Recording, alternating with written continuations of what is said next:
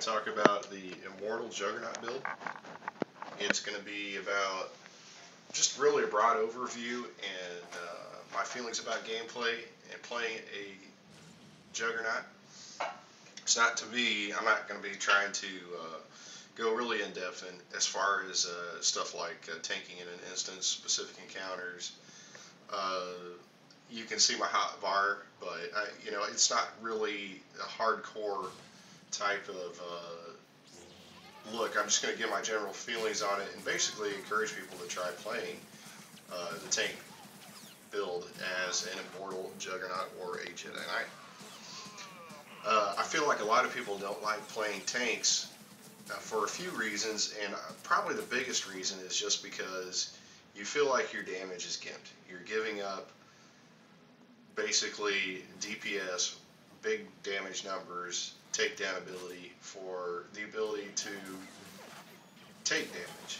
And I understand that, and at the same time, I played MMOs for a long time, and I've always felt like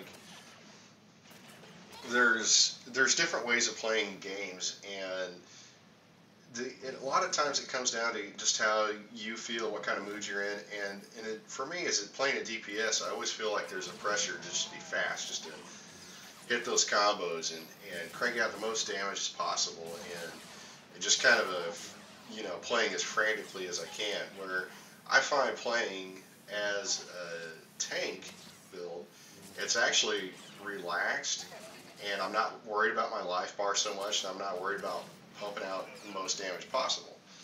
Now this is just the CZ-198 daily quest area that I'm doing, and even though my damage is supposedly gimped by being a tank, I finish it in, let's see, right around 18 minutes, which to me is pretty good. So anyway, I just wanted to just say overall, before I go any further, that to me it's not so bad playing a tank. And I understand where people feel like, okay, if I play a tank in an instance, now all the pressure's on me. I have to leave the party, I have to hold aggro. It really helps if I don't die. I need to get healer, blah, blah, blah. There's a lot of reasons for it, and I understand that. I'm not going to be doing an instance in this video. It's just going to be this quest right here. But I would say that it's just something that, instead of looking at it from a negative point of view, try to look at it as something different to do in these games. Because we all, for the most part, I know how most people play. We play DPS and then we sit in the queue forever because we're just DPS. And there's a gazillion other DPS players. But anyway, so I'm just going to go over the combat mechanics and just the way I feel about playing one overall. So, this is the Immortal spec, and his two main combat abilities, which are on cooldown, but it's a pretty short cooldown, are Aegis Assault, which is a series of strikes and generates a ton of rage, which is nice because you force sleep into a situation, you hit Aegis Assault, or you're in the middle of a fight, a long fight, fighting a bunch of enemies or a boss, and you hit Aegis Assault, and guess what? Now you got plenty of rage to go. So, what you want to follow up on is using Crushing Blow next, because while the Aegis Assault buff is up, it causes area effect damage, and that's always good. And then for more AoE, you've got Smash and Sweeping Slash, which Smash is, in the Immortal tree, is a boost to your Force Scream. And then Sweeping Slash in the Utility tree, you can increase the damage on it. So there's actually plenty of avenues for you to take to get more damage out of the class and not feel like, oh, I'm losing my damage because I'm a tank, blah, blah, blah. It's really not too bad. And my gear it's definitely all tank gear. It's all level 55 from comms. It's not elite. None of it's elite, I'm pretty sure. Just basic comms. And I'm doing great. So anyway, another important combo, especially in PvP, and this goes whether you're immortal or whichever Jugg build you're in is. When you use Ravage, you have the utility point called Overwhelm, which holds the target in place. Well, a lot of players are going to have their crowd control breaker, and they'll use it if you start ravaging first. So what you want to do is save Force Choke, hit Force Choke, and while they're sitting up there getting choked, that's when you hit your Ravage. So either way, even if they have that breaker up, if they use it, then they're going to have to sit there and eat your Ravage anyway. So it's something to remember, Force Choke before Ravage. And it applies to PvE as well, because a lot of mobs have knockback abilities, interrupts, that can interrupt your Ravage. If you hit them with Force Choke, you're all good. So those are the main attacks that I use. And in this video, you're not going to see me using Crushing Blow, which, or not Crushing Blow, Smash. I've never liked Smash. It would have helped me, like in this situation right here, but whatever, I don't need it. So anyway, moving on. Survivability. That's another huge, obvious advantage to playing a Immortal spec tank build. What I find, and I kind of touched on earlier, is it's just more laid back. You don't have to feel like you have to fight so hard to essentially be the first to get the kill, or do the most damage, or basically kill them before they kill you. You can pretty much relax and eat a lot of damage. I mean, in this whole video, I don't think I ever go below 50% life. It's just pretty chill, and for my personality, that's pretty good. There's no downtime. When I'm playing a DPS here, between a lot of fights, I have to sit there and med up and get my hit points back. As this guy, I don't do any of it. I just fight, and no stopping. So, and I know my DPS classes have to take breaks in between some of these fights, so the healing just isn't enough to keep up. So that's really, that's pretty nice too, whether you're just questing or whatever you're doing. It's not having to, wait around for your healer to heal you back up. It's pretty nice. In this daily, there's white cons, yellow cons like I'm fighting right now, then there's the super elite droid who's part of the daily quest, and that droid's given my other characters some problems.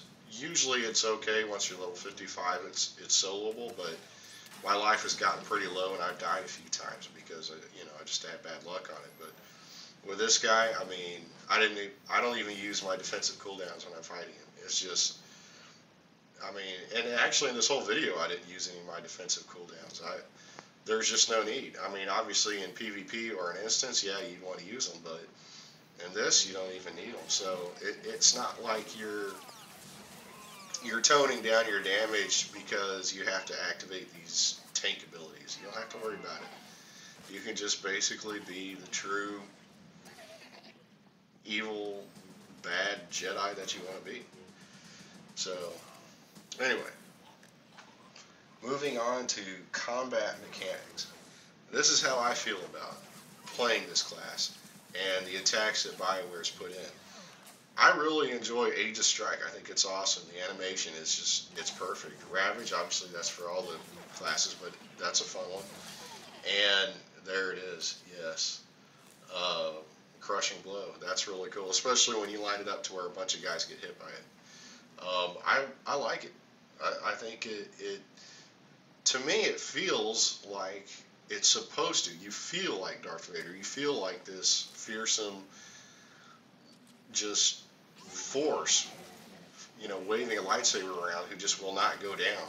And that's what, to me, was part of the appeal and part of the image of the Jedi in the movies, was they're superhuman basically. They're just almost impossible to kill, and that's what you feel like, or I feel like more when I'm in an Immortal spec and geared for it, because these guys, they're giving me all they got, and I'm not breaking a sweat. My life bar's not going down. I'm not having to, med up between fights.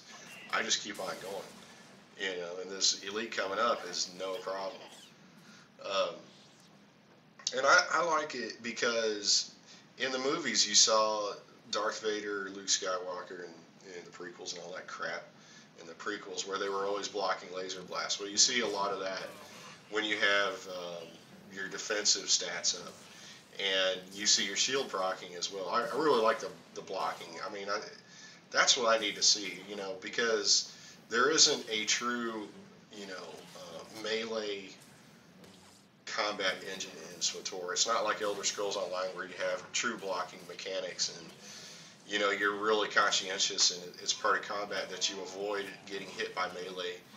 And so in this, the defensive ability is what triggers those lightsaber blocks. So I just like to see that. I mean, it goes back to why I'm playing a Star Wars game. It's supposed to look that way, Plus, I feel like the DPS classes in this, and it's following basically the World of Warcraft model, is you get hit a lot. You get hit constantly, and yeah, you might have a healer who's patching you back up using whatever Coltil rays they're shooting at you. I don't know what it is, but still, it doesn't seem right to just sit there and take so much damage. I mean, in the movies, one good laser blast is enough to, hurt you really bad or even kill you if you're a stormtrooper.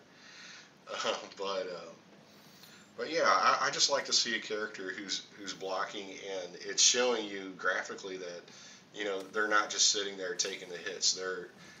Either he's blocking with his lightsaber or his shield is absorbing some of the damage.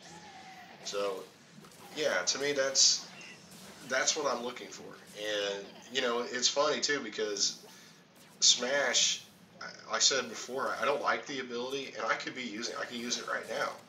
I just never liked it. I really hated it when it was so powerful, and every Jugg and Marauder was using Smash. It sickened me. I was like, this is not Star Wars. Nobody in Star Wars ever just jumped up and down and smash and just AoE did a bunch of damage. So I don't know why that would be a core ability for a Jedi class or Sith class in the Star Wars game. But obviously, if you're doing instances, if you're tanking, or I guess flashpoints, if you're tanking in a flashpoint, then yeah, you probably do want to use Smash. But you've got sweeping slash too, so there is an option to it, and you can buff up sweeping slash and utilities. So it's still not entirely necessary, and at least for me, it's not. So, but that's really more a personal take on it. Obviously, a lot of people like Smash and used it, but I'm not such a min-maxer that I'll use an ability just because it's good or overpowered or whatever. It's gotta feel right to me, and that's basically what it comes down to playing this. And like I said, I'm really surprised because a lot of people and myself, you just don't, you kind of avoid, or you definitely avoid playing a tank because you just don't want to lose your damage, and you feel like you're sacrificing a lot for being able to tank, and yet you can see the damage numbers that are popping up. I mean, I'm doing plenty of damage, and again, no downtime. So, it's a lot better than I would have imagined. And I'm saying this because I hadn't played an Immortal tank spec before, so it's just a cool. It's been a cool experience, and I'm glad I tried it. So anyway, Knights of the Fallen Empire. I don't know really what's in store. I know there's going to be some changes they've talked about. It's really going to be, I don't like to get too much into the spoiler sites and know everything that's going on or that's going to be in there. I like to kind of log in and just kind of find out as I go and experience it the way it's supposed to be. But I'm really looking forward to it because I'm going to be I got to level up to 60, which that's not going to take very long, probably a couple days, 2 or 3 days. I'm at level 55, so it's not going to take too much. But I want to hopefully do a series on Knights of the Fallen Empire, and they say that choices are going to matter, and I'm ready for that, because that's what I felt like the story should have been all along, is that if you make certain decisions, and those decisions are going to stick. And especially for the Sith warrior, it's crazy, because I've got this Malavia Quinn here who backstabbed me, tried to get me offed because he was more loyal to my master than he was to me, and yet here he is, you know, and we just acted like it never happened, you know, just, oh, you know, water under the bridge, no big deal. So hopefully in Knights of the Fallen Empire, they're going to have a proper emphasis on the way choices should affect your game and your characters and the story, and what happens in your neck of the universe. They say, I did read they're going to change or make combat faster. I don't know if it really needs to be faster. If you've ever played Warframe, which I did for a while, I played Warframe for a while, and it's a really cool game, but it is so fast. It's crazy. It's in a way, it's kind of like the prequels as far as the ridiculous speed that the gameplay moves at. I mean, it really is crazy. So like I said, I'm a laid back person. I don't like to really get super frantic when I'm playing. So hopefully it's not too much different. But yeah, I'm looking forward to it. And what better class to play than a Darth Vader type bad Sith warrior in a new expansion? So yeah, I'm really looking forward to that, and hopefully I'll make some more videos. I'd like to do an actual Flashpoint video instead of a I can't remember the name of them, but the other Flashpoints where there's the heal bots and whatnot. I don't think there's any need to make a video for that, but I kind of like to do one on a true Flashpoint and tanking and whatnot, but I'll save that for another video. But anyway, so that's it. I'm already done with it. No downtime. You know, GIMP DPS and all, I still got done pretty quick and made some nice money here. So anyway, that was it, and thanks for watching.